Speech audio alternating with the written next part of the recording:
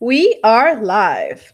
Hello, hello, and welcome to the Literary Roadhouse Book Club. Today we're discussing Crazy Rich Asians by Kevin Kwan. I'm Anais, joined by Gerald Hornsby and Colette Sartor, our new host. Hey, guys.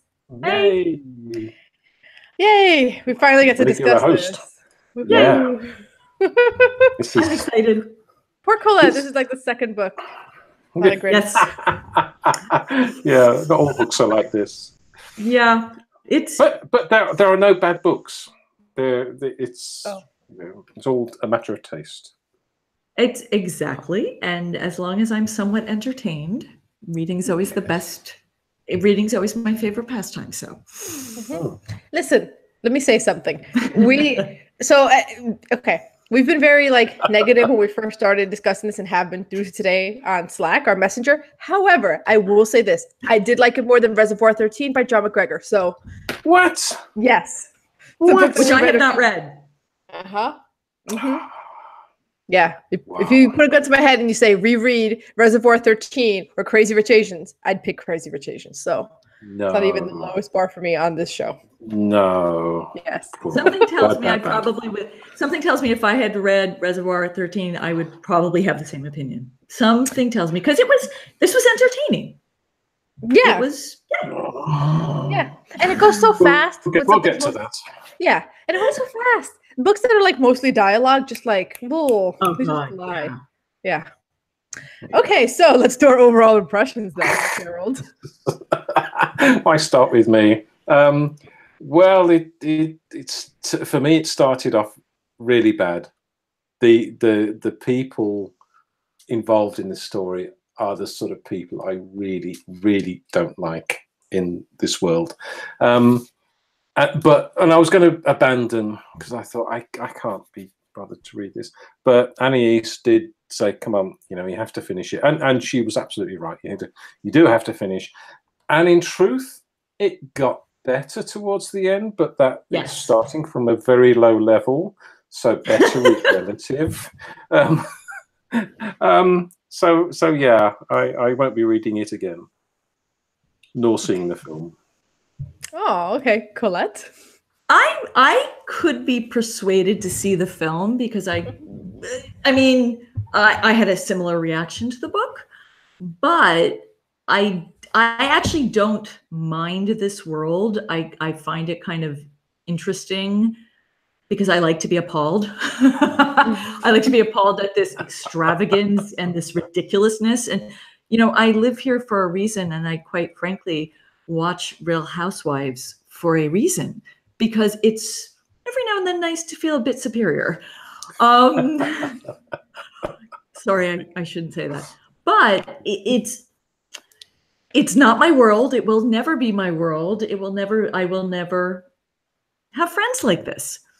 And it did start, I have to say from the beginning, I just, oh God, why?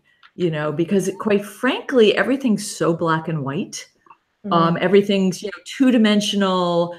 He writes beautifully about the places, but it's all about this sumptuous, this opulent setting. But eventually, I say right about when I hit the bachelorette parties, I started to feel more invested. I started to enjoy it more.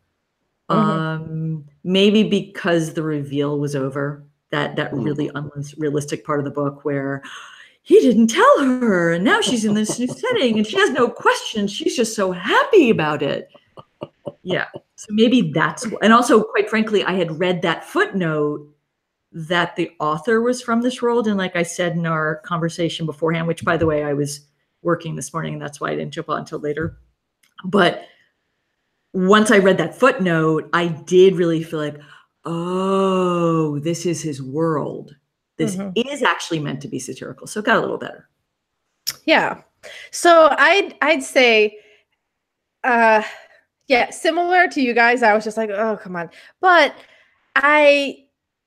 for one, I kind of appreciate that this book exists because I don't think we get this kind of literature from that part of the world. It's always Nobel Prize levels. It's always like some really literary thing that everyone takes super serious, or super, super trashy, just airport. And there isn't this middle sort of global consumption thing. And it's good to see that representation, right? It's good. Yeah. It's good to see, I guess, what we would consider like a higher quality pulp, right? Like, it's not the pulpiest thing I've ever read, but it's still pulp. A higher quality pulp good where people can see themselves, their world in it. And I got to feel what that was like with Junot Diaz. My family's Cuban, not Dominican, but there's a lot of overlap in the Jersey parts. There's places, there's plazas, there's streets he names. And I'm like, I grew up there. I've been there. I understand this culture. And for me, experiencing that and understanding that was so cool that I can't imagine, I recognize that now there's a different group of people who are having that experience. So therefore, the success of this trilogy makes sense to me. Of course it does, because it's always been either super highbrow or super trash, and you don't get this mid-level international, like, let's just have this fun right now, right? Yeah, no, I agree. I think that's an excellent point. Yeah, so I'm happy the book exists. Now, am I happy that I necessarily read it? I think I'm in the middle. I can definitely be persuaded to watch the movie. In fact, if it's like on a streaming service where I don't have to like actively go out and find it, if it's already in my Netflix or my Amazon Prime, I'll watch it, right? Like, I already read the book. I'm already invested. I'm going to watch it. But I think, like you said, the initial reveal was really obnoxious. And the other thing that I struggled with was the pace. As soon as it would start to get somewhere, like you said, with the bachelor party, the bachelorette party, then it will go back to, those people are rich. Do you know how I know they're rich? Because other rich people are in awe of their wealth. Yes. That's how you know they're rich. 50 million times. So like the plot would start to get going, and then he'd reset back to, but do you know how rich they are though? It's like, okay, stop. Seriously, it's not ready. You've set the bar really high. We know how ridiculously over the top this world is. Now let it settle into the background and let the plots develop. Let it become the social commentary you want it to be. Yes, absolutely. Exactly. Yeah. Yes.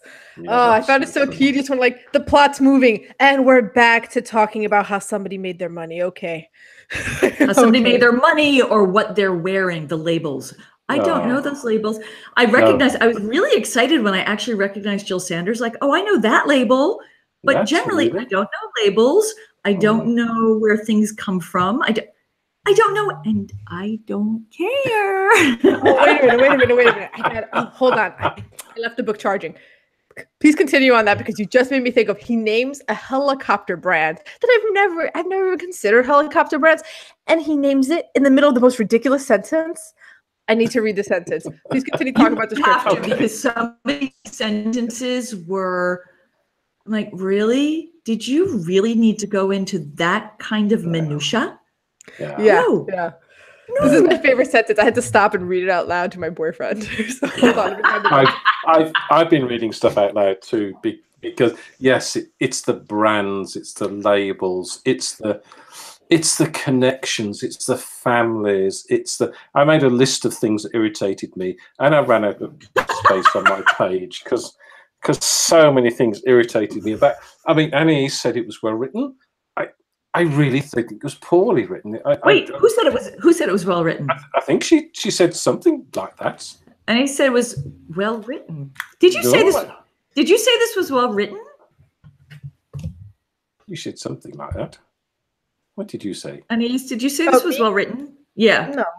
No, like in terms of. I think so. No. Sorry. Yeah, I was going to say that does not sound like her. No. So yeah, so there were so many, the point of view head hopping that went on, we just grated at me constantly. The info dumps about, oh, didn't you know this was how the so-and-so dynasty started back in this century, and I just think leave it. Just and I think we're all saying the same thing. It's those names and the brands. And these people are offensive to me. They really are offensive to me, because all they want to do is get more money so they can buy more stuff and show off to their friends. Mm-hmm. And I hate these sort of people. I really hate them. I know they're only characters in a book and all that sort of stuff, but it just puts me off. I don't want to read about them at all. I get very offended by it. Okay. I found this sentence. So just like you were saying, the helicopter brand. It is beautiful. Just, mwah, sentence. Oh, thank you. This is in the bachelor party on the yacht when they're trying to get Colin off the yacht. Yeah. Okay. 20 minutes later, as Bernard sat in the diamond-shaped jacuzzi on the uppermost deck while a half-Portuguese girl tried to swallow both of his testicles under the bubbly water jets, a white Sikorsky helicopter appeared out of the sky and began to descend onto the yacht's helipad. Oh my God. Gotta have a Sikorsky. First of all, why did we even need to jump into Bernard's point of view for this reveal? I don't know. Well, because we had to know that the whoever girl was sucking up his testicles. The Portuguese girl was sucking up his testicles. That's why we need to know this. Experience that. Yeah. That sentence. Just, my. Well, and that's throughout. Throughout, there's so many gems. Yeah, there was something about a woman in green chiffon looking like gang raped bok choy. Great, thank you. I forgot that one. Oh dear God. I genuinely enjoyed these sentences because there comes a point where it's like, look, this man, Kevin Kwan, who wrote this book, reading his background, his profile, his pedigree, he is a man who has read great works of literature, who is highly educated, who even if he's not setting out to write that, he's writing this satirical fiction kind of pulpy book. On some level, he knows what he's doing. And the fact that he has chosen to write gang raped bok choy or about the half Portuguese girl sucking down testicles, it's funny. I'm not saying that it's funny. I'm not saying that he, just by virtue of being educated, he has the talent to write a really good literary author. No. What I'm saying is, even if he doesn't have that talent, he's educated enough to know the difference, and he still chose to do this. And that's funny. I agree. And I do have to say, I did chuckle throughout because, I mean, I don't particularly care for this uber wealthy, ridiculous, let's have a pink dog store. I know this is not from this book, but let's have a pink dog store on 3rd Street because we're going to do for the world. We're going to save animals. I mean, that kind of money, it's like, no, why don't we save people? But whatever. Or why don't we finance campaigns? But I like laughing at these people. And I do like a good satire about, and this was somewhere, I mean, it did make me laugh because it was fun because he clearly, and like I said, especially once I realized he was part of the society and therefore he was an expert, I'm like, okay, then I trust you it was one of those, okay, he's highly educated, he knows what a satire is, and he is actually setting out to do this. His intention is to write a satire. So once I kind of felt more assured of that, I felt more comfortable laughing along because that was his intention. So that I liked. And, and it was kind of again, I like to feel superior, because there is a part of me who wouldn't mind not worrying about money. Let's face it. Would I trade my life for that money? Yeah, no. But I get to make myself feel better by laughing at them. So he does provide us with that. Yeah. And some of it's truly funny. And you're right. He feels like he's smart about the way he's doing this in many instances. He could have used a good editor. Yeah. Yes. You know what was my biggest pet peeve from an editing perspective? There was a lot of minor mistakes and incongruencies across the story, but there was a huge one. The big one was early in the book. Astrid, at the age of 10, 11, and 12, is going to Europe. She's chilling in England. She's chilling in France. She's coming back to her school. She's in high school wearing sophisticated designer stuff. She's wearing the first Louis Vuittons anyone has seen in her high school. And then later in the book, Charlie Wu's going on about how she didn't wear anything until he met her. And it wasn't until 18 when he first took her to Paris and first took her to designer. And I'm like, wait a minute. I can't believe you picked up. I totally missed that. Yeah. No, I went back because I was like, did I misread that first section? I went back and I found it. I'm like, no, this is insane. That discrepancy, unless it's that Charlie Wu's 100% wrong, but this book hasn't been playing with unreliable narrators. No, it hasn't. And there were other, and I can't remember, there was another one I picked up, but there were other inconsistencies. And I'm like, wait, no, that's wrong. That's not what the book set up initially. And there were also there were just outright grammatical errors and things that, and even typo. And no, this thing sold. This thing sold a lot. You guys, since you reissued it, go back and do something to it. Go back and give it, something. And I know you don't do that because you make, it's not worth the money, but still, come on. Yeah. It makes you wonder who buys this stuff. And I suppose we come back to the 50 Shades of Grey discussion that it's poorly written. It's it needs serious work from an editing perspective, but it's sold in vast quantities. So and looking at the Goodreads, when I started reading it, I thought, who likes this stuff? And looking at the Goodreads reviews, so many people liked it, and so few people said it's written like a 10-year-old would write or something. It's really bad, but I people don't seem to notice that and don't seem to care. They just think, and you know what? I don't fault people for that so much, because I agree that the writing isn't very strong, but Nick, you brought up 50 Shades of Grey. I still think this is better than 50 Shades of Grey, just from like a basic story, commentary, themes point of view. Like 50 Shades of Grey didn't make any sharp criticisms or insights. No. It wasn't satire. What was 50 Shades of Grey doing? So even if, what I mean by this one's better than 50 Shades of Grey is, as Colette was saying, the writing may not be great, but it's satire. He is an expert on what's happening here. He's still criticizing it. There's still things that you can extrapolate from it. And so he's still doing something. So it's a little bit like, I can see why it's popular. He is doing something.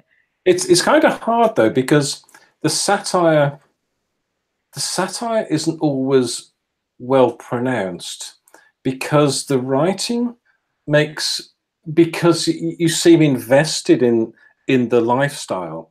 So you're brought into the lifestyle, and it's not being held up as ridiculous until later in the story, when people are rebelling against it. That this is normal life, and this is what people do, and we can sit here and say that's just ridiculous. How insane is that?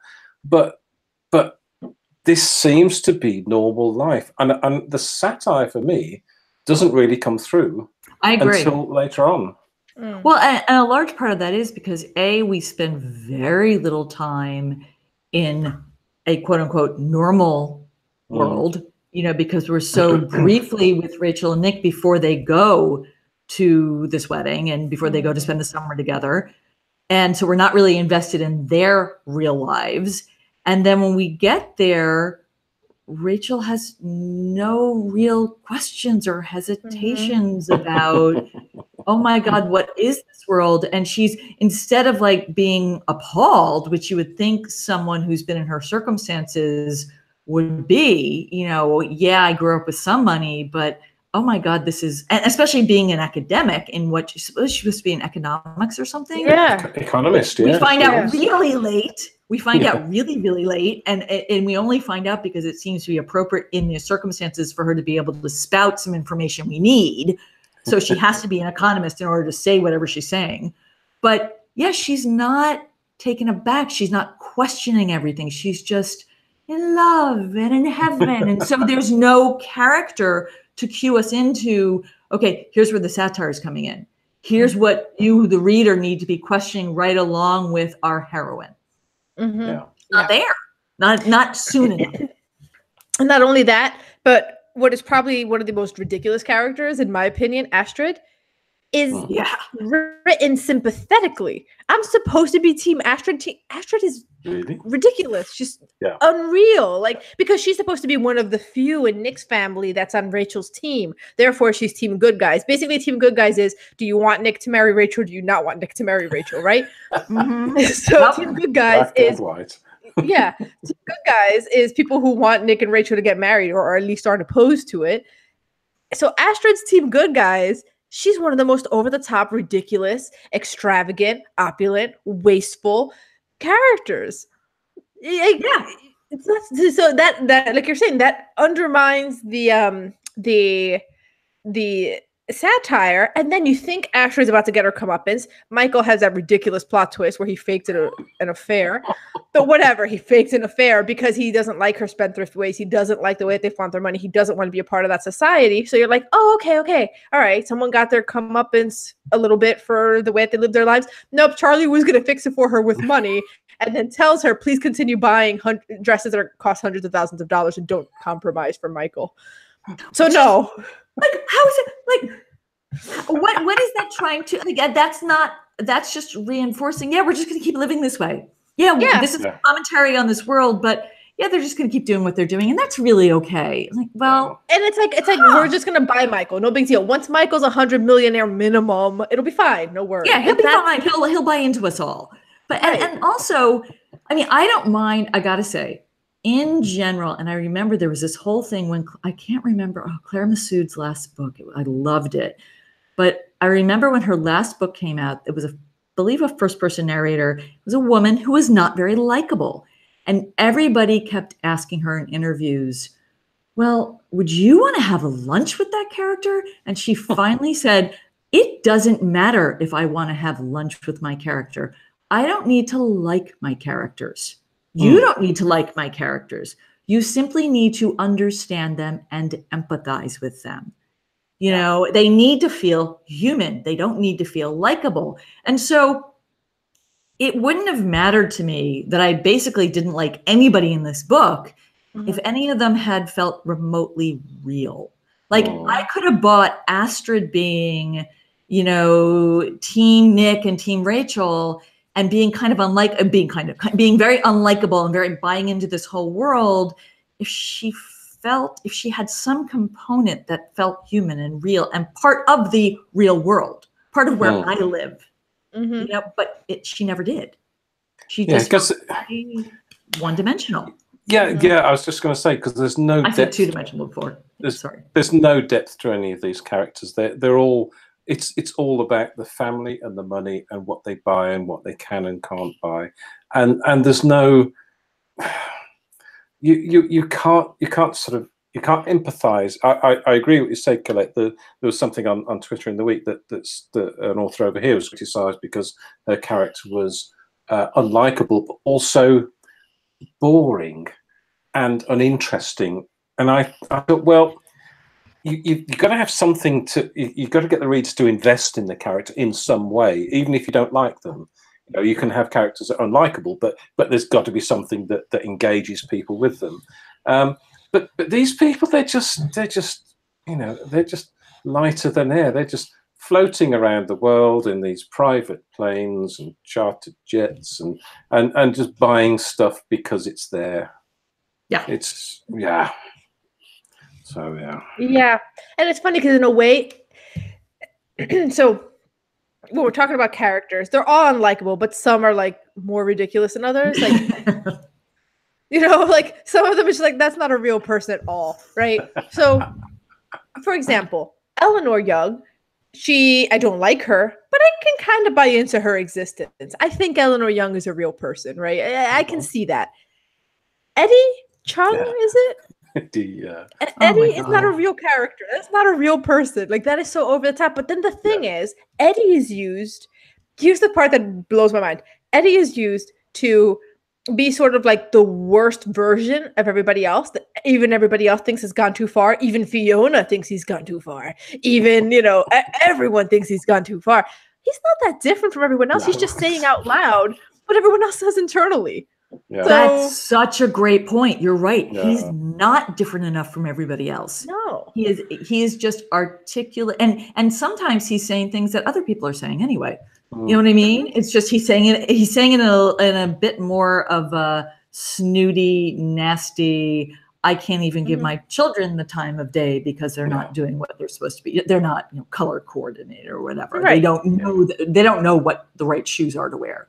Like, yeah, right. But everyone talks about disinheriting a kid who marries wrong. So you're all the same, aren't you? Exactly. Like, yeah, and people sitting back and criticizing when they walk into wherever it was, and all three children are dressed in tweeds, and oh no, he shouldn't have dressed them in tweeds. They'd be so hot in that. Oh no, that's terrible, so bad. You just think, what?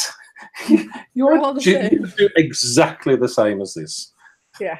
Yeah, so that's what I'm saying. Even the character that's supposed to be the worst among them is ridiculous and not that different. So you don't even create a worst among them. I'm being really harsh, but it's just like, it's just, I don't know. The only characters who felt real to me, I believe Eleanor Young exists. Yes. I believe the grandma exists.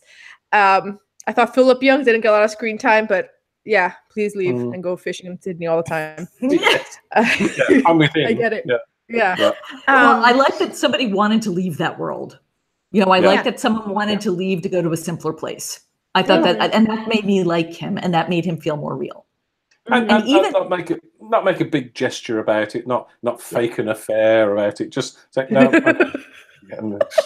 No, I'm just going to disappear, and I'm going to yes my wife to death, and I'm going to do what I want to do.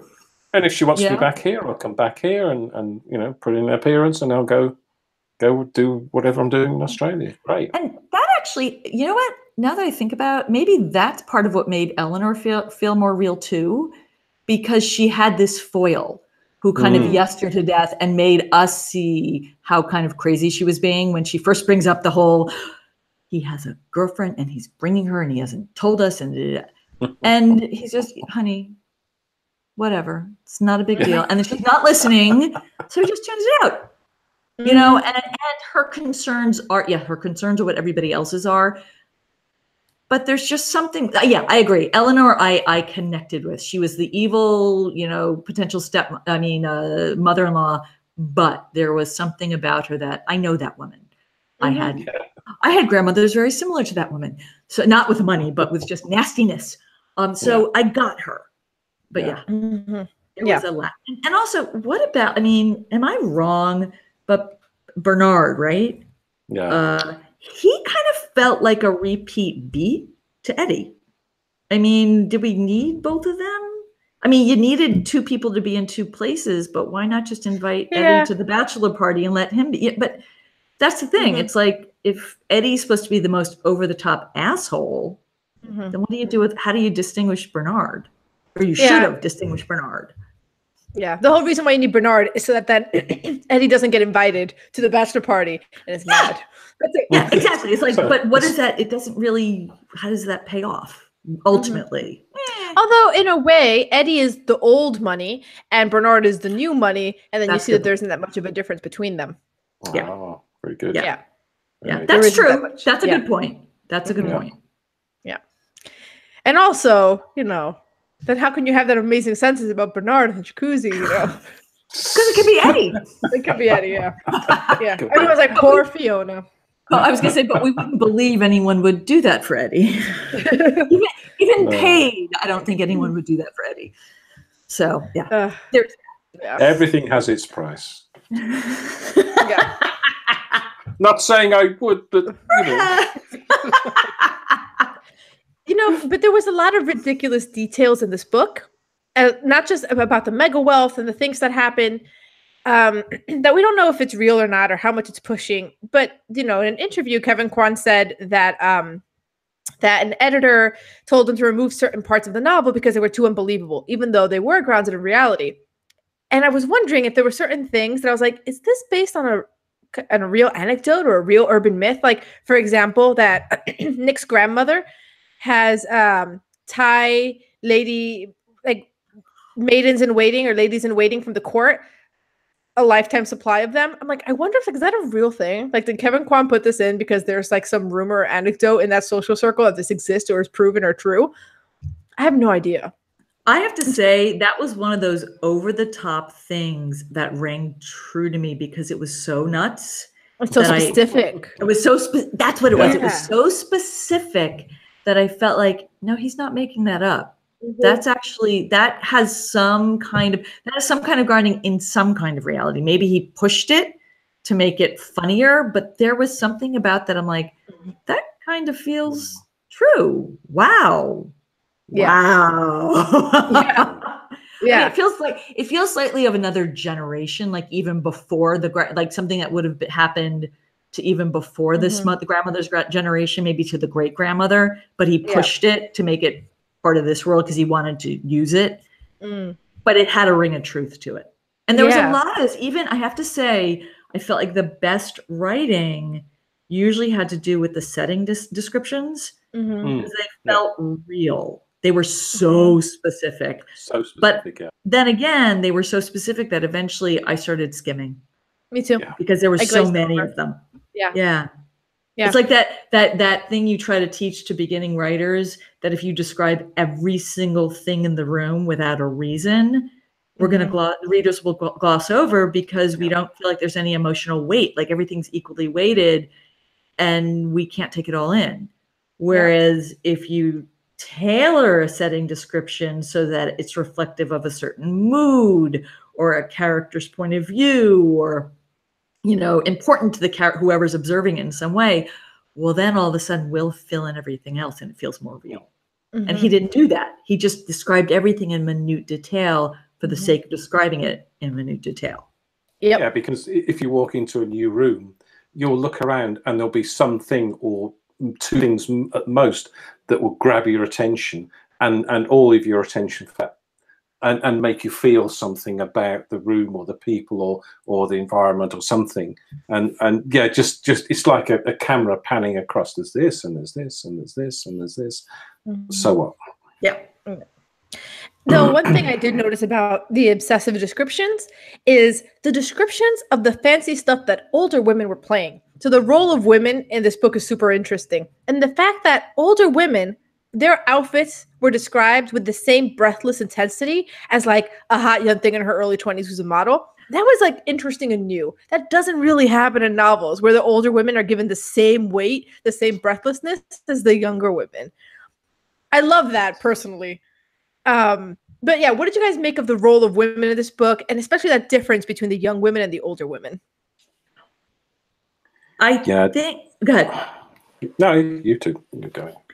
I mean, I really one of the things I love is when the older women have their own power, that they're really running the show, and they are, and that's very true to so many cultures. I know it's certainly true to the Italian culture that I grew up in, that, it's a lot of yes, yes, yes, honey, we love you, honey, go off, men, and do your thing, and we're gonna, my money is your money and your money is your money, but never the twain shall meet. So I do like that. I did find, you're right, I didn't really think about the fact that the outfits were all given equal weight. But to me, if you really look at it, even the children's outfits are described in minute detail. So I couldn't tell if that was some kind of commentary on the place of women in this particular culture and the emphasis that women, like the fact that women have taken back enough power that they can be beautiful and wear whatever they want at whatever age, or if it's simply that this is a culture obsessed with things and obsessed with labels and obsessed with designers as a reflection of power and wealth. So I didn't really read that as a reflection of the different ways women are perceived in that culture. Now, when it came to the deference older women were paid, yes, that felt very true to numerous cultures, where even though it may be a patriarchy, the women let them believe it's a patriarchy. I thought it was quite interesting that there are three ages of women. That there's the young women who seem to be totally obsessed with brands and buying stuff. There's the parents of those young women who are gathering together, tittle-tattling, trying to pull strings, trying to create things. Insider trading. Yeah. The middle-aged women. But then there's a grandmother who wields supreme executive power over everything. She has the history, she has the money, she has the power, and nothing gets passed without her approval. So it's quite interesting to have those three different layers of sort of power in and control, in that the young women don't seem to have any, even over the men in their life. They're just, all they do is let the men sort of carry on, because Astrid tells of how many friends she has whose husbands go off and have affairs, and Michael's not going to be that. And yet all she does is buy more frocks, and that seems to be her life. And for the young women, their lives revolve around that very intensely because Araminta at her own wedding is more invested in what Astrid's wearing and mad that Astrid's wearing something old. Which, yeah, and it is, and that's how they're all upset. That's how they express themselves. That's where they're allowed to be dominant, is with the the fashion culture. But what's really, I would love to go back to, I love what you said about the third tier, the grandmother tier. How do those, it's fascinating because ultimately I love the fact that both the oldest and the oldest woman is the one who has the most power. But what I feel like the book lacked was, we do have these three classes of women, and we don't see how they slowly gain that prestige and power. We kind of do. I think it's kind of there, but none of the women seem to be progressing in an understanding of, okay, I'm going to be fashion obsessed here, but then I need to be here because I need to be able to manipulate these men to get them into a position where I have more power. And then ultimately I'm going to be my grandmother and I'm going to be running the show. And that could have been a really fascinating satirical commentary that didn't get developed. No, it exists. It gets touched on when at the bachelorette party, is it Lorena is in love with some guy who only makes $800,000 a year? Yeah. And there's that long passage where I think it's Parker is like, I'm going to tell you the truth. Okay, here's your expenses. All right. And that's already, and she just breaks it down how like you can't afford to be in love with Simon. So there is an awareness. Fascinating. Yeah. So there is an awareness that they need to marry into a certain amount of wealth in order to keep climbing the social ladder. And all of these marriages are like political marriages. It's like the ancient monarchs in Europe marrying off daughters to the neighboring countries to like put off a war. Or in this case, it's just further entrenched trade and collaboration. So that, right, Colin is like, basically like, I had to marry Araminta. Thankfully, I actually like her. But that was a foregone conclusion, right? Like, yeah, both the men and women, sorry, getting over a cold. Both the men and women know that what's expected of them to get married, except Nick, the most clueless rich guy on the planet. Other than Nick, everybody else knows what those expectations are. Astrid's considered a rebel because she married Michael, who for anyone else would be a catch, but not in this society. Oh, so and the whole commentary on the apartment that she was forced to live in. Oh, poor 2,000 square. Like, dear, terrible. Lord, terrible. You poor thing. Yeah, such hardship. Yeah, she uses the spare bathroom as a closet because she couldn't get a bigger closet. Yeah. Anyway, so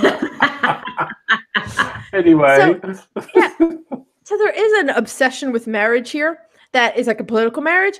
But does anyone actually have a good marriage? Like, is there a single good marriage in the entire book?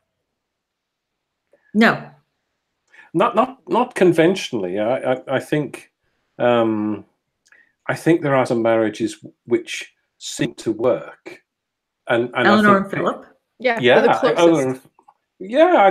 I'm thinking of them particularly because they know who they are and they do what they want to do and they have the money to do it and they don't get into fights and I mean it's not a conventional marriage by any stretch of the imagination, but it seems to work. Yeah, Eddie's parents also, the ones who choose to live as if they're middle class even though they're not. So Eddie's parents also seem to have a more stable marriage. They're the ones who basically appear to live upper middle class even though they're not, and then he hates them for it because he's the worst. That's true. That's true. Yeah. But for the most part, these marriages are terrible, which brings us to the next question. Should Rachel marry Nick? Oh, God. Wow. Nick's such a non-character. I mean, he just... it was hard to root for him or her because... Yeah. He was so wet. It's like you said in the questions and the discussion before, neither of them asked questions about the other. And the fact that Rachel came to Singapore, I was completely surprised by Nick's family and where he came from and all this. I think they should, because they're right for each other. It's so wet and just go away. Rachel's not going to tolerate mistresses, and Nick, it's inevitable. This is the culture he grew up in. He's going to feel entitled to a mistress down the line. You might get a couple of good years in there before he cheats, but he's going to, and Rachel's not going to swallow it. No. Although, it's hard to, she just isn't, I just get she's just not a strong enough, and I'm not talking about a strong enough person, because she doesn't feel, she is so one-dimensional, she doesn't feel quite real enough for me to know what she's going to buy or not buy, because I would have expected her to be appalled from the, and also to be, I love you, but why wouldn't you have told, like, as soon as they got on the airplane? Yes. What the hell is this? She's not even remotely annoyed with him. No. And yes, I know I'm a temperamental Italian. I know I have a hair switch temper. I know all of that. But I'm sorry, as much as I love my husband, if he happened to be a Nick and he happened to bring me on a plane where we're on that plane, I would be in heaven briefly and then look at him and say, you know what? Omission is a lie. What the fuck? Yeah. Oh, excuse me. Sorry. It's fine. I already talked about the jacuzzi blowjob. This isn't our True. Good point. But seriously, I mean, there's just like, she's supposed to be this strong intellectual. And okay, if there's one thing I do know, it's strong intellectuals. And I know a lot of them. And I'm sitting here with two of them. And she doesn't play that way. No. She doesn't. And neither does Nick. Nick is supposed to be this catch. No. Nick's an idiot. He's so dumb. Like, anytime Nick is surprised by anything, I'm like, there's one line where Nick's like, he feels responsible for bringing her into this unprepared. And I'm like, meditate on that a little longer. Let's think about this. How long have you two been together? How much time have you had to prepare for this? Yes, is a thing. Yeah. I mean, I think they shouldn't get married, because I think Rachel hit the nail on the head when she said, your family's never going to accept me or any children that we have, and I want my children to grow up in a loving family that loves them for who they are. Yes. And that, period. Like, she hit the nail on the head. Do not go back on that, Rachel. No. Yeah. No. Don't want her to. But he could change. Not reading the other books. He could change. But his family won't change. And that's not what you want for your kids. No. No, they won't. And he's going to want, he's going to want to take the kids to see their grandparents and all this sort of stuff. So yeah, it's not going to last, is it? No way. No, it will just get worse. No way. Well, okay. So they're both professors. What's this? Both professors at university, and yet they're so stupid. Oh. Also, right, okay, carry on. Why Nick is a professor, but whatever. If we just like knuckle down on everything that makes no sense, we would never we couldn't talk about anything else. Exactly. Yeah. Why is Nick a professor? Let's just whatever. Fine.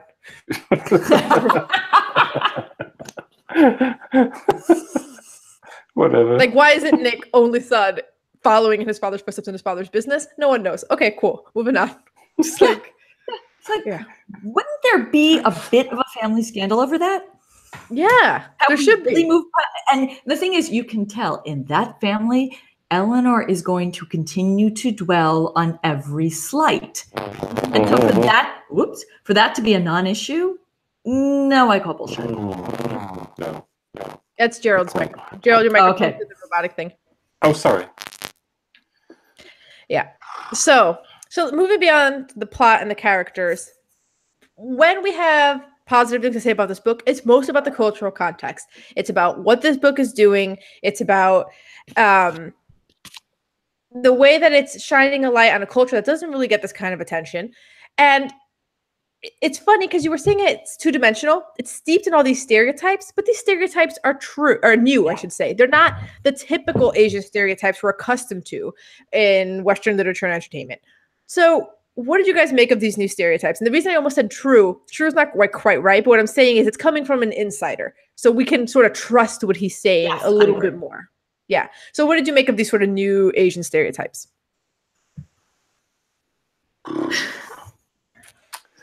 Okay, I'm gonna have to make an admission to make this comment, and I already kind of made the admission earlier. I watch many of the Real Housewives shows. Mm-hmm. Now I watch them when I'm working out on an elliptical machine, so it's nice mindless nothingness.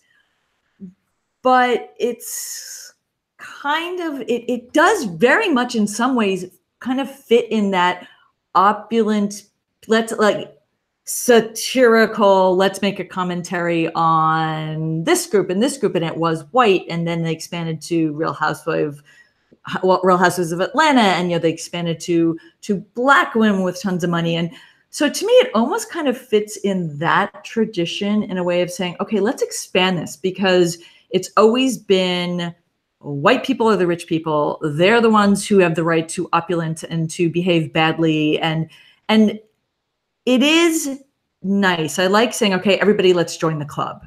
This is an expansion to say, yeah, you white woman, you white guy with all that money, move over. And I love that. And this is an opulent world with its own very peculiar culture. Like, I feel like I'm seeing things in this particular world that I haven't seen in other opulent cultures. So that was really fun and interesting to me. And yeah, they were stereotypes, but it also was a way to reveal that world to us that we haven't seen before, I mean, like, my Italian equivalent, I hate to say it, is The Sopranos. It is. I always say that I grew up not with that money, but still it's a really good representation of the Italian culture without the guns and without all that money.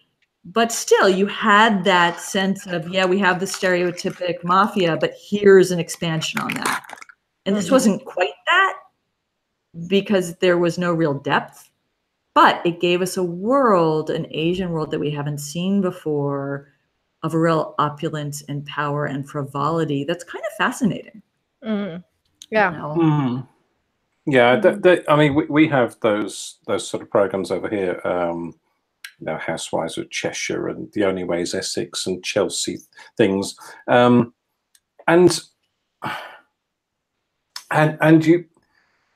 you can look at it from the perspective that they're shining a light on these people and saying, look how ridiculous these people are. But actually, the people who make these programs, and the same with the guy who wrote this, are actually profiting from shining that light on these people. So it's almost as if it's a genre in itself. It's like it's created a genre where we look at rich people and how they live and what they do. And I don't understand why people are fascinated by these people. I mean, we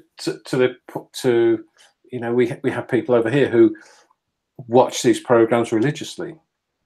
And I wonder if they aspire to this ability to own this stuff, and the ability to drive around in Range Rovers and do whatever they like and not do any real work.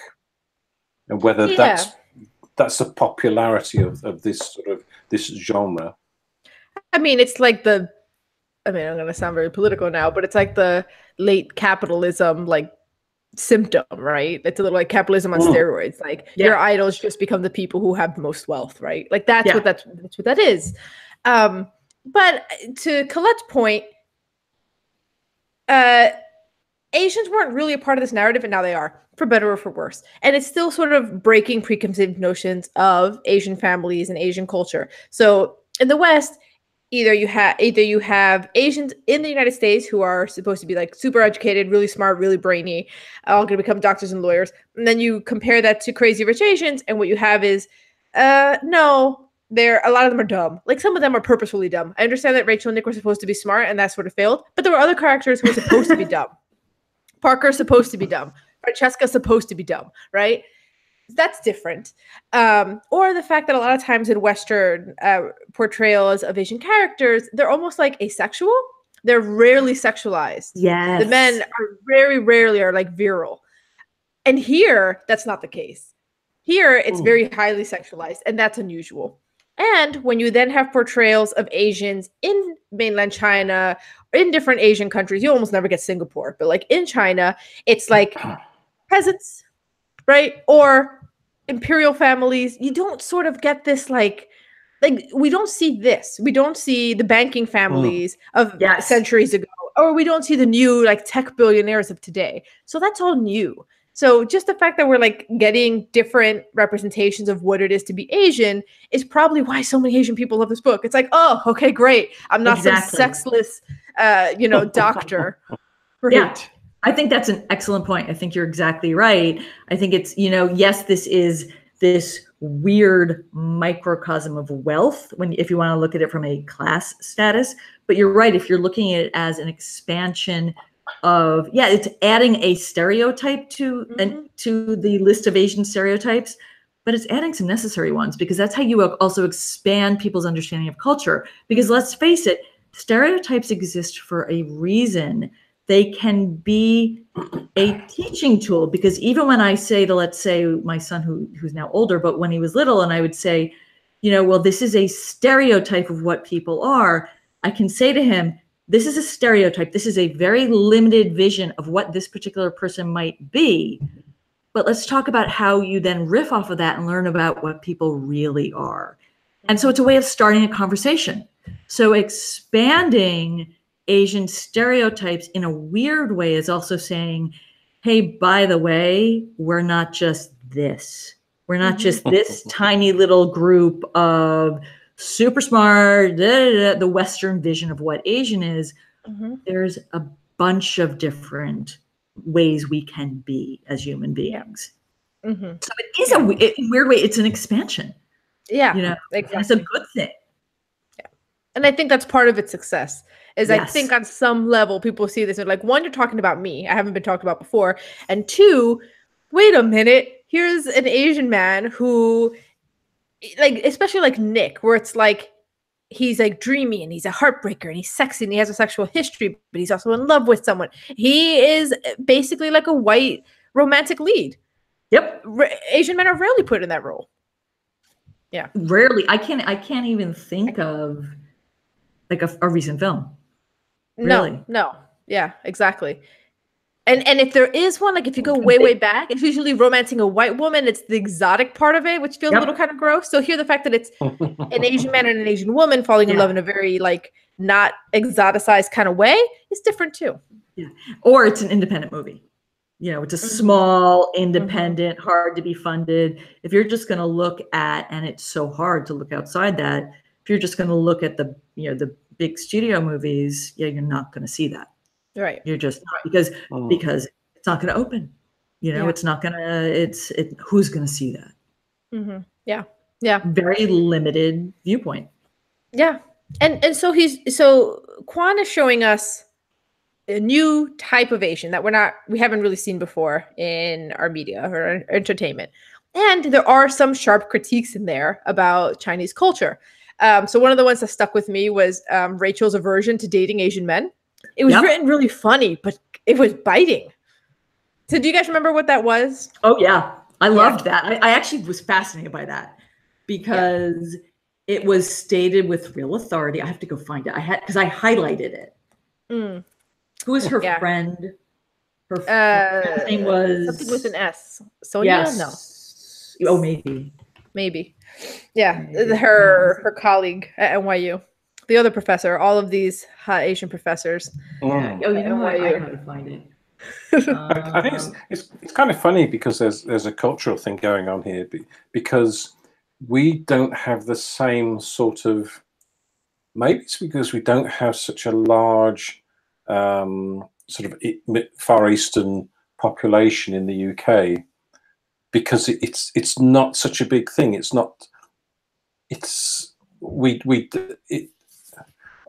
kind of hard to explain, but I think they're more of they're a larger part of your population than they are of our population. So there's less of a connection to them and less of an interest in their lives and what they're like. Yeah. Our West Coast is a lot of different Asian. I mean, also New York and everywhere else, but in the West Coast, oh it's yeah, a much larger chunk of the population. Yeah. It's very it's as although I mean Los Angeles itself, quite frankly, because of all the class and culture issues, is pretty segregated, and yet we have such a huge city. We have a hugely diverse population in the city, and there's a large Asian culture here, which is really wonderful, which I love. Yeah. Here I actually just found that the self-loathing. Let me see. The self-loathing. I found it. I highlighted the whole thing. Let's face it. The real reason you treat Asian men the way you do is because they represent the type of man your family wishes you would bring home, and you're simply rebelling by refusing to date one. And then it goes on. It's really interesting. And it's how basically when she's hanging out with other women and they meet an Asian man, he's fun and flirty and having a great time with everyone else. But when he looks at her, he's scanning her for potential wives. Good. Does he have good? Yeah. Fascinating. And I realized I had that whole passage that they called it the SATs. The Asian man would begin a not so covert interrogation focused on the Asian female's social, academic, and talent aptitudes. Yes. And the thing is, the interesting thing is, I think that because when my parents got married years ago, it was really, really important because there was at that time, they were living in New Jersey. It was extremely Italian. There was a really, really strong Italian population there. And it was really important to their parents that they marry other Italians, or at least someone Catholic. So this type of thing kind of did go on. Yeah. Where if you weren't making the calculation, my mom said, at least your parents were. Like, is he Italian? What kind of background does he come from? What did they do for a living? And so to see this here, it's like, oh, I mean, I don't get it because we weren't brought up that way, but I do get it because I've seen it in my own culture, a few generations back. Yeah. I mean, my parents had money. My families didn't have money, but yeah. Same thing with, my parents' generation, talking about Cubans now. My dad, when his family came over, was the early 70s, and that was the more privileged people running away from the Castro regime, the ones who came on planes and had a little bit of money put away and found a different way to get here. And then my mom's generation, when my mom came, was in the early 80s as a refugee for the wet foot, dry foot policy. And there was some snobbery. Literally, it's a difference of 10 years between when my dad got here and when my mom got here. But my dad's family would make all these quote unquote jokes about how he was marrying a refugee and it was to kind of like dissuade him from marrying her. And there were all these comments. And this is the difference of 10 years. Like, it's wild how these things happen within different cultures. I mean, my mom, to this day, some people will sometimes, like on my dad's side of the family, still make a little refugee joke. And it's like 34 years later, you're still saying that. Like, you need trust me. On my dad's side of the family, like my mom's father wound up being a doctor because they scraped and they saved like 8 or 9 kids, and he was the one that they were going to send to medical school. But my dad's side of the family, my grandmother and grandfather didn't finish grade school. So once my parents got together, all of a sudden it became very important to my father's mother to make sure people knew that her mother was some kind of Italian nobility who ran off with the gardener and got disowned. And it's like, well, is that really true? I have no idea, but that's our family story, because there was that culture clash of, even though we're all Italians and we all moved here and didn't have anything to begin with, there is that my class of Italian is better than your class of Italian. So it exists in every culture. It's fascinating. I love that because I really related to that. And in a way, Rachel was still subjected to this by Nick's family, even if Nick himself didn't do it because for whatever reason he was clueless. His family still did this. Yeah, he was in love with her. No, he was in love, but he didn't. How did he not know how his family back home would react? That's what got me. That's what made me crazy. He should have, and the fact that everybody's like, well, wow, who was it? Cassandra or somebody really must be like, have me under a spotlight or something. You're like, well, of course, you know what the gossip is like. You grew up in this culture. You know what it's going to be like for her. You even know that you need to stay in a hotel and let your grandmother meet her first so that you can get invited there. So why didn't you think of everything else? Yeah. And Astrid was warning him. Yeah. Like, you're not going to be exempt. Yeah. But, you know, this is the first like really popular novel, the first like cultural touchstone that's talking about these things. Yes. So in a way, I'm wondering if this is sort of like a launch point for debate within Chinese culture. So none of us are Chinese, so we can't speak to this, but I wonder if this is like, I would imagine, or I hope that it started those kinds of conversations. Kevin Kwan says that Kevin Kwan, again, more interview. So he talks about how two things. One, he was encouraged to write this because he's from the old guard, the not new billionaires, but the old billionaires families. Wow. So a lot of people were like, oh, it's so strange how all these tabloids are about the new billionaires and nobody even knows about us. And he was like, while his father was dying, or grandfather, I think it was father, they were reminiscing about all of these memories, and a lot of those memories are what's in this book. And people were encouraging him to write this down, that there is a difference between the old money and the new money. So that's already a launch point for a debate or a conversation. Like, you know, why do we have these ideas? Why are we so snobby amongst ourselves when, like, when you look at them, like I said, Eddie and Bernard are the same. One's old money, one's new money. And then the other part of this is I was saying two things. I really lost my train of thought. Yeah, so one was he was writing about that difference. And then the other thing is he says because he was westernized, he sees himself as an outsider looking in. So I wonder if through that perspective, he's shining a light on these sort of archaic customs, the way that you have to like present yourself before the grandma, and there's like all of those sort of things, or the way that the expectations around marriage and how it's basically all political marriages. Like, is it doing something good there? Like, is shining a light on this going to be productive? I don't know. I hope so, but yeah, I think it will be. I mean, I think, and I have to say, I was fascinated that customs that I think of as antiquated are still very present in, again, and because I've read about, you know, we used to have these customs here to a certain extent, you know, and probably still do, quite frankly, but we're a more casual culture. And it was fascinating to see that there was this rigidity in how things need to be done in order to get an outsider to be accepted. And even then, that person probably was not going to be accepted. If you do anything outside the norm, if you stray outside the norm, be prepared for massive pushback and be prepared to be defeated. And maybe the goal is, by shining a light, is to say, no, we don't need to be that way anymore.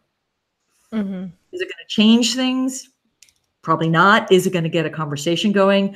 I think it would, because these books are so wildly popular. Yeah, I mean, I can picture that conversation, like somebody from this culture trying to marry someone who's an outsider, their mom having a fit and being like, why are you're just like Eleanor Young? You know, like that you have something to point to. Exactly. No, I think you're right. I think it's a great point, because this, before he wrote it, this didn't exist. Yeah. You know, we didn't have this. So it is fun to think about in that way, that it might actually affect some change the way satire is supposed to. Yeah. Right? Because that's the reason you write satire, because you're trying to affect change in the world. You're trying to start a conversation. And I think he has done that. Yeah. And I think the movies, it sounds like the movie, and in that way, it makes me kind of want to see the movie and see if they actually improved on this and tightened up the story, because there's so much in here. You know, like we said, the pace was so slow because he had to slow down and remind us how wealthy they were and show us in words all these places. Well, on screen, that's just background.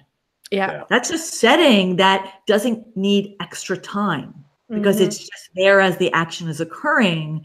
So you can really condense a lot of this. Yep. So it would be interesting to see the movie from that perspective. They're going to get screenwriters on the case who know how to tell a concise and well-paced story. So I think the films will be much better than the book. I still won't see it though. I'll probably see it. You know, talking about about the pace, you know, when Eleanor gets that information in mainland China that she pays $10,000 for, the information on Rachel's background, there was a point partway through reading the book where I was just like, when is that gun gonna go off? Like, especially since like normally in a story, this is going back to Craft, in a story, so you Chekhov's gun, right? You put Chekhov's gun on the table, there it is. Yep. It's gonna go off at some point. We all know that. Okay. But normally, if it's gonna take a long time for the gun to go off, the character who's supposed to shoot the gun or whatever's supposed to make that gun go off is the pressure is mounting for them to do that. There's a series of events that happen to push them towards pulling that trigger. Eleanor was completely forgotten for like 150 pages. Yes. I'm like, well, do we just forget about that? Like, why did the pressure stop here with this? Like, this is supposed to be like the pivotal moment. This is the gun. It's not happening, and she's off screen for a long time. Yeah, and you just forget about nothing. Brings it up. It's just gone from the narrative. And you're supposed, even if it's clunky, just remind us of the gun's existence. Yes, and put pressure on Eleanor to shoot it. Yeah, exactly. Put pressure on Eleanor. Yeah. Yeah. That drove me nuts at one point. Then going back to Craft, so we have a lot of aspiring writers. If you have a gun, you need to keep putting someone's hand on it. It needs to be on stage. Will they, won't they? Yes. You said, will they, won't they? Will they, won't they? Yeah. She just disappeared for a while. It's like, where'd she go? Well, no, not just a while. A long while. And I think this guy doesn't really know how, and it does make me wonder how these books get published, or whether they're seen as such a money spinner by publishers that they daren't do too much to it because it's sent out in such a rough form. It's so badly constructed, this novel. Do you think, has any editor actually read it or along the way, or has it just come in one door and gone straight out the back to the printers? I don't know. Well, the sad thing is, that a copy editor, at least a copy editor, had to have read this. But it's like there's so many, like you said, Anais, like you said, there's so many continuity issues. Yeah. And usually editors are amazing about that. So I think you're right, Gerald. It feels like this is just kind of gets rushed through production because it's going to be a moneymaker. Yeah. And you don't pay as much attention. I don't know what it is, because it doesn't make any sense. Yeah. But it's going to be a moneymaker, so just get it out there. Yeah. But at the same time, it's like, I think we all sound a little disappointed that it wasn't a more literary, better novel. But it wasn't supposed to be. It wasn't supposed to be. And if it had been, maybe it would have gotten the viewership. Literary novels, sadly, struggle to get that kind of viewership. They struggle to get that kind of audience. So on some level, I'm kind of glad that it's like, I would still say it's slightly above average pulp, that it's that it's above average pulp, because you're going to get a big audience, because you're going to have these conversations, because you're representing different types of Asians. So it's still doing really important things in a cultural context in a format that will be widely read. So I can't really falter for that. Like, at the end of the day, that's a great point. Yeah. That's an excellent point. I agree with you. I mean, it's doing something good. It's doing something positive, and quite frankly, you're right. Literary books don't sell. Yeah. Because this at least has a big readership. Because this book was 546 pages. I read it so much faster than Manhattan Beach, which was a lot shorter. Manhattan Beach was like, right? Literary books take work. Literary books, you read 20 pages and you're exhausted. And a pulpy book, you read 100 pages and you're just like, whatever. Like, it's like candy, like, it is. I mean, reading this book for me was basically just descriptions, skim past it. Oh, here's dialogue, all the plots in the dialogue. You're not meditating on anything. It's so true. So true. You're not going to miss anything if you skim. Yeah, no, that's true. Yeah. And did was anybody else irritated by the various bits of Cantonese, Malay dialogue or language in there that you have to follow a link to understand, or did you just read straight over that like I did? Well, the good thing with me is that in the Kindle app on the iPad, I could just click on it; it would pop up right on the page. So it wasn't that hard to read the footnotes. But yeah, eventually, quite frankly, I just stopped reading them. There's so many. Yeah, I just stopped reading them. I'm like, well, whatever. I felt like I wasn't allowed to be upset by it because when Junot Diaz does it with Spanish slang and Spanish words, I love it because now it's talking to me. So I can't resent. I'm sure people who speak Malay, who speak Cantonese, who speak Hokkien and Mandarin read this and be like, yes, he's talking to me. So having been on the receiving end of this, I loved it when Junot Diaz did it for me. So, but Junot Diaz also does it like he sometimes even develops a whole storyline. If not a storyline, like a whole cultural reference in there that's fascinating and like enriches your understanding of the story. And sometimes he did that in his. Sometimes. In this book, sometimes. I mean, they were fun. I loved finding out that he actually, in fact, was part. Like I didn't have to go outside of the book to find out that he's actually part of this world, and those points were fun. But eventually, I kind of stopped because I'm like, I just want to. I can skim that because I know it's not going to be as important as what's actually in the dialogue. That it's on the page instead of the footnote. Yeah. Also, Junot Diaz does it in a way where from context, you know what's being said, and Kevin Kwan doesn't do that as much. So Junot Diaz, you can read through and you sort of figure it out, even if you don't speak the language. Kevin Kwan, you need the footnotes because sometimes it's out of left field. Yeah, although exactly. Actually, my least favorite footnote, I preferred the slang. My least favorite footnote, if we're going to talk about footnote pet peeves, was food. I don't care. I don't care about whether or not this rice noodle was fried or steamed. I'm done. Like, that was honestly, if it's important, just put it in just grab the food to me. Yeah, like, just tell me what they're eating. Just let somebody see it. He was so willing to put exposition in people's mouths, or just like make us go into a bellhop's head so that we could find something out that we needed to know. So just tell us what the food looks like. Yeah. But again, I feel like even though it's my pet peeve, I feel like I need to have a little asterisk on my own pet peeve, which is, but if I was reading Junot Diaz talking about some like Caribbean food and using the word for it, it'd be like, he's talking to me. Yeah, that's a good point. That's a good point. So again, I'm annoyed because I'm just, I don't care about this noodle thing anymore. But the people who are from this culture are reading that and they're loving it. They're loving seeing it in a book. Yeah. So I gotta be honest, I love food, so I'll read anything about food. I got sick of all the food descriptions more than the gown descriptions. Yeah. Oh, see, I will go with the food descriptions. I love the food descriptions. I love food. Also, by the way, that reminds me real quick. We're like way over the hour now, but one of the things was I always try to find like who is the author of the book. Like, do you know how the authors will put themselves in a character more than anybody else, and you can kind of like pick out who they are. What do you think? So, I think it's Oliver. I think it's Oliver. Yes. Because Oliver's great. I like Oliver. Yeah. I do too. Because Oliver is the sharpest one. He sees everyone for who they are. And Oliver's obsessed with the people are wearing the same way Kevin Kwan is, okay? Because that's a great point. Yes. Yeah. Oliver's the only one who is like, he can like tell a fabric by looking at a designer. Not the only one, but he's like really obsessed with it and like saying it. And look, Kevin Kwan, I understand that you're like explaining all of these wealthy things to tell us about the opulence, but he's also fixating on it in a way that I think is natural to him.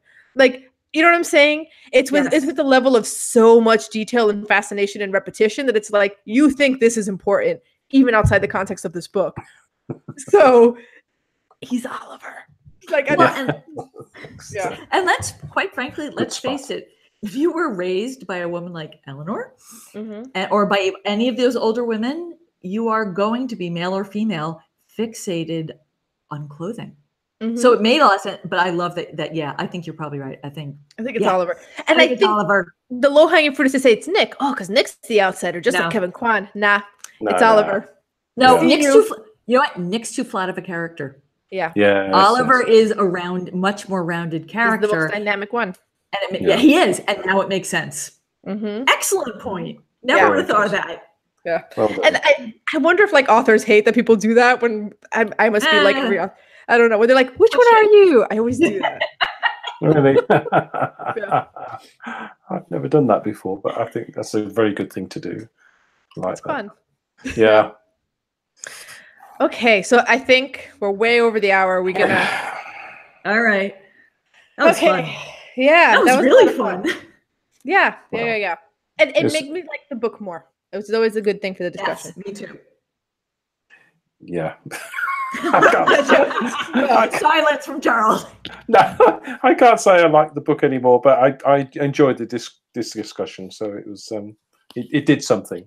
Yes. Yeah. I agree. Well, next one, we're going back to literary. We're going back to critically Wow. acclaimed. Yeah. So next month, we're going to read Sing, Unburied Sing by Jessamine Ward. And I think we still will have a guest because I had that lined up way before we got Colette on board. So that's going to be exciting. So as you read the book, let us know your thoughts on Twitter with the hashtag LRH Book Club, or join our discussion group on Facebook, the Literary Roadhouse Readers. A link is provided in the show notes.